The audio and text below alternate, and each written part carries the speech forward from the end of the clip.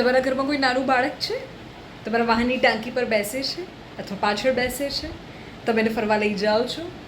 તો જો તમે લઈ જતા હોય, મમ્મી પપ્પા અને બાળક ત્રણેય સાથે જતા હોય, તો હવે એવું ન કરતા, કારણ કે તમારે મોટો દંડ ચૂકવવો પડી શકે છે.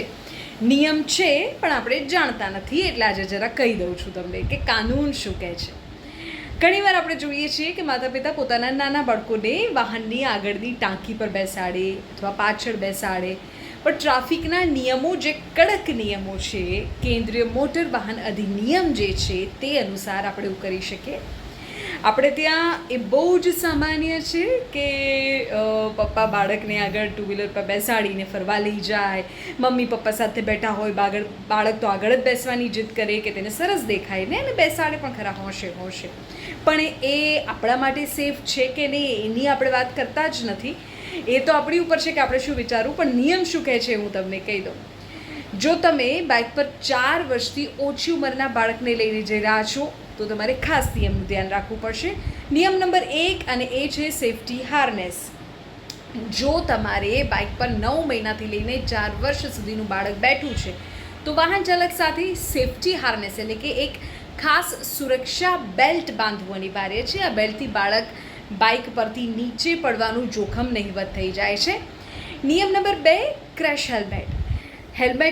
આપણને પણ કહીને થાકે ત્યારે આપણે સામાન્ય લોકો પહેરીએ, પણ આ હેલ્મેટ આપણા માટે જ નહીં, 9 મહિનાથી ઉપરના તમામ બાળકો માટે આવે છે. એટલે ક્યારેક હેલ્મેટની દુકાને જઈને આપણા બાળક માટે હેલ્મેટ લઈ લઈએ.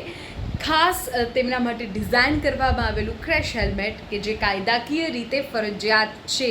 તમે બાળકને બેસાડો તમારી સાથે, જો એ 4 વર્ષથી નાનું છે તો મમ્મી પપ્પા એને ફરવા પણ લઈ જાઓ, પણ હેલ્મેટ પહેરાવીને લઈ જાઓ. એ નિયમ પણ છે અને એ જરૂરી પણ છે આપણા માટે. નિયમ નંબર 3 સ્પીડ લિમિટ. જ્યારે તમારી સાથે ટુ વ્હીલર પર, બાઇક પર, મોપેડ પર, કોઈ પણ મોટરસાઇકલ પર નાનું બાળક બેઠું છે તો તમારા વાહનની લિમિટ કેટલી હોવી જોઈએ તમને ખબર છે? એની સ્પીડ કેટલી હોવી જોઈએ તમને ખબર છે? ત્યારે તમારા વાહનની સ્પીડ 40 કિલોમીટર પ્રતિ કલાકથી ઝડપી ના હોવી જોઈએ. 40 કિલોમીટર પ્રતિ કલાકથી વધુ વાહન ન ચલાવવું જોઈએ.